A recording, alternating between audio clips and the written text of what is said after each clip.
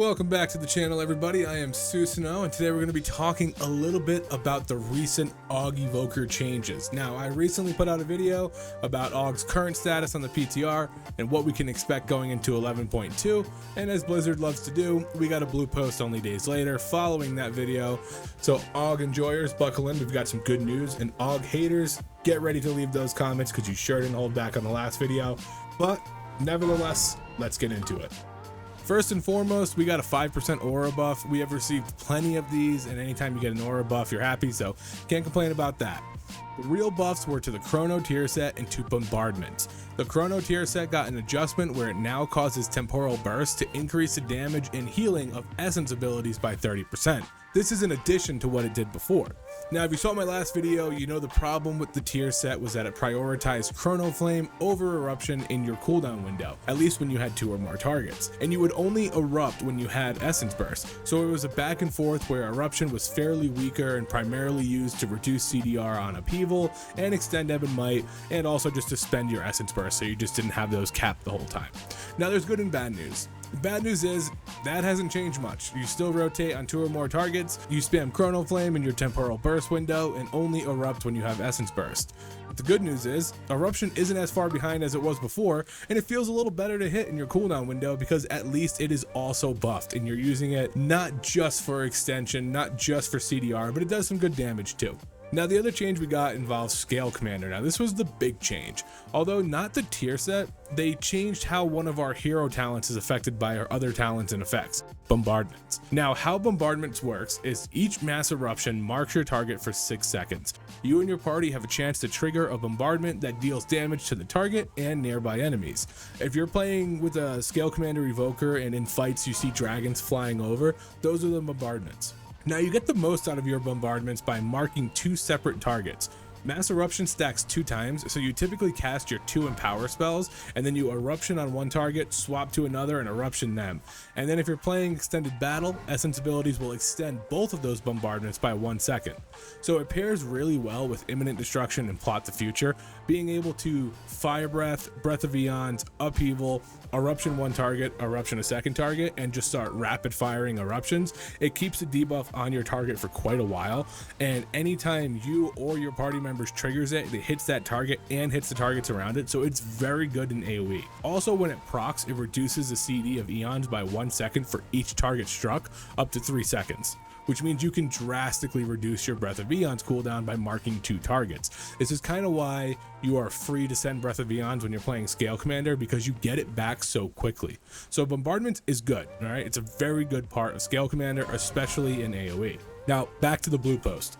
Bombardment's damage is now properly increased by the Might of the Dragonflight, Melt Armor, and other damage buffs even when triggered by another player. Now, what this means is that all of these things that should have been affecting bombardments in the past but never did, now actually increase its damage as intended. Now, first and foremost, Might of the Black Dragonflight is a 20% increase in damage to black spells. Bombardment is a black spell, so right off the bat, 20% increase to bombardment damage. Now we have Melt Armor. Breath of Eon causes enemies to take 20% increased damage from bombardments and essence abilities for 12 seconds. Another big buff to bombardments. On top of that, it mentions that it is increased even when triggered by another player, which to me means that Melt Armor, for example, isn't increasing only your bombardments, but the bombardments triggered by any other player in your party. All of this makes for a pretty hefty buff to Scalecommander. Primarily in AoE, it's a little weaker in single target, but a hefty buff nonetheless. Now, there were some questions that popped up asking if bombardments was also added to our aura buff category. You know, when they say 5% aura buff, it's a specific set of spells that they are buffing.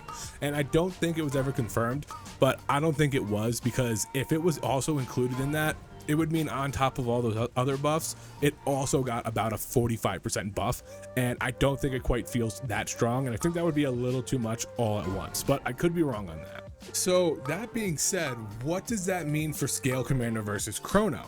How do these changes affect which is better and which is better where? Well, this puts Scalecommander pretty in command of Mythic Plus, at least for the high majority of people. I think Chrono is still strong in coordinated groups, but it's generally a no-brainer to just play Scalecommander. That being said, I haven't been able to test Chrono to the best of its abilities, mainly because it's PTR. People are playing specs they don't play, they're testing builds, learning dungeons. It's hard to get a real grasp on Chrono's potential when its focus is buffing the party to deal damage, and sometimes you just get people who are trying something out and not the best buff targets. I really like how Chrono plays, and I've got some guildies who want to do some PTR testing, so I'm going to try it with them to see if it feels a little better with a coordinated group on comms. But right now, you can go into any group, any comp with Scalecommander and do pretty damn good damage. I know it's PTR, like I said, but I was typically on top in logs in most groups, usually only being beat out by some of the really good specs right now, but always competitive. Now in Raid, nothing's changed really. Chrono is pretty much dumpstering Scalecommander, which kind of stinks because Chrono loves a lot of mastery, like a lot of mastery, and Scalecommander loves crit and haste. So if you really wanted to play Chrono optimally in Raid and Scalecommander in keys, you would probably need 2 gear sets, which might be a little crazy early on. When you're just trying to get gear, you're just trying to get what you can.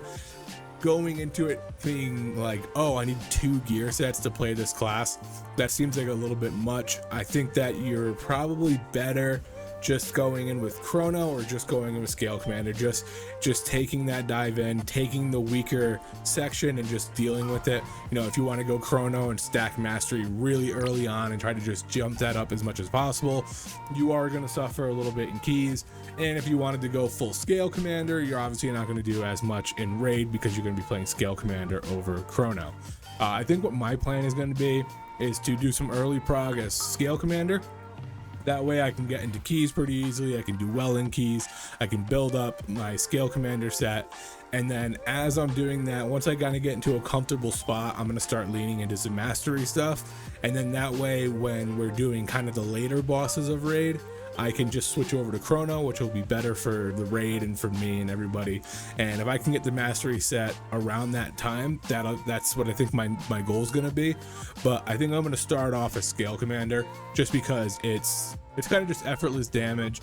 You can send Breath of Beyond whenever you want. Doesn't matter the comp, doesn't matter the players. You're pretty self-sufficient in this way. So that's going to be my plan. Scalecommander first, Chrono afterwards when we get to the later bosses in Raid. And yeah, that's the recent changes to Aug. If any other posts come out, I think we might get maybe one more. We'll definitely get some tuning after Race the World first. I don't know if Aug will be included in that. I don't know if Aug's going to be even in Race the World first. I would probably gauge no, but I don't know. Liquid and those guys kind of do some crazy stuff sometimes, so we'll see. If there's any other updates that come out, I will make another update video, but right now it seems like Scalecommander is the M+ spec and Chrono is leading the charge in Raid. So, till next time, guys.